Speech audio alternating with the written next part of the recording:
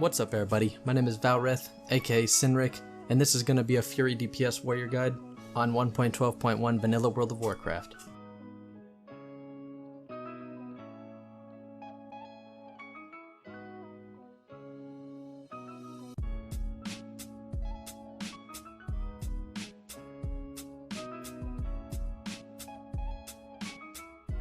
Your most important stat is obviously going to be Strength. You gain 2 attack power per 1 point of strength you have. As far as agility goes, you gain 2 ranged attack power per 1 point, as well as 2 armor per 1 point. You also gain around 1% crit and 1% dodge per 20 agility points you have. It might be a little lower, like 19 or so though. Attack power is another important stat to watch. It's pretty much directly correlated with strength, but the important thing to know about it is for every 14 attack power you have, it's an increase of around 1 DPS base. Remember, you're going to need anywhere from 5% to 8% hit if you're going to try to do dungeons. You need this in order to never miss any of your abilities. For auto attacks, you're going to need anywhere from 24 to 27% hit, so don't really worry as much about that one. Whenever you're getting your gear and weighing out your stats, do not forget about your crit cap. If you don't know what a crit cap is, I'll leave the link to a video here that'll explain it a little better. But basically it's just your hit rating and crit rating and how they both work together, and how if you have too much hit or too much crit, how it can be a bad thing. As far as rating, and I guess you can include 5-mans, 1734-0 is pretty standard as far as Fury Warriors. It's really the only way to go. The only time you would change it is if you need improved battle shout.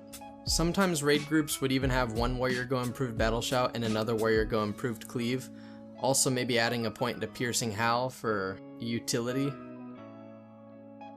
Fury warrior rotation is actually really simple.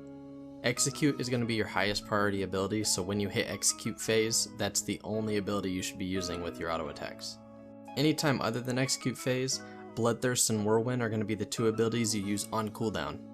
Other than execute phase, you always use Bloodthirst and Whirlwind first. After that, you may want to queue up some heroic strikes if you have extra rage, but in the lower tiers of gear, you're not going to be using heroic strike as much because you just don't have that damage and rage generation to really make it worth it.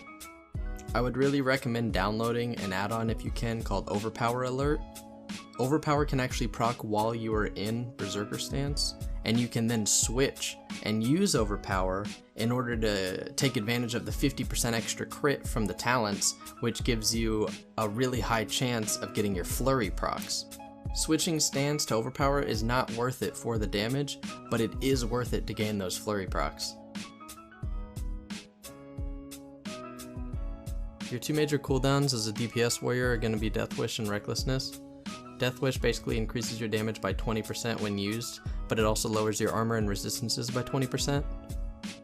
Recklessness is a 30-minute cooldown that makes all of your attacks pretty much critical hits, and it will also make you immune to fear effects for the next 15 seconds. But when you use this, all damage taken is increased by 20%, which means when combined with Death Wish, it can be really dangerous if you do anything wrong. For DPS purposes though, and maximizing your DPS, you do want to use these cooldowns with your Crusader procs, and preferably a double Crusader proc. Another tip is to make sure to use Death Wish as early as possible, as to have it up again whenever execute phase hits, so that you can pop it for the execute phase and increase your DPS even more.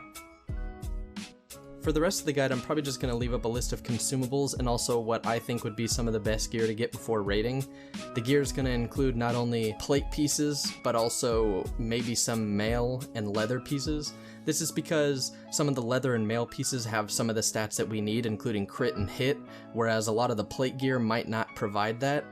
If you do your gear in vanilla going for one stat like you do in more current World of Warcraft, you're not going to have a very good time trying to get into these raid groups. Thank you very much for watching my video, and I hope this one was a little better looking than the previous ones. I'm trying to work on my Sony Vegas editing, so we'll see how it goes. Another announcement I wanted to make though is that I am going to be rolling a human warlock on the Elysium PvP server. I decided not to go horde last minute just because I've always been horde, and I have some friends who are going alliance, and I feel it'll be better for me to be on that side. Once again though, thank you for visiting and seeing my video, and I hope to see you on the next one.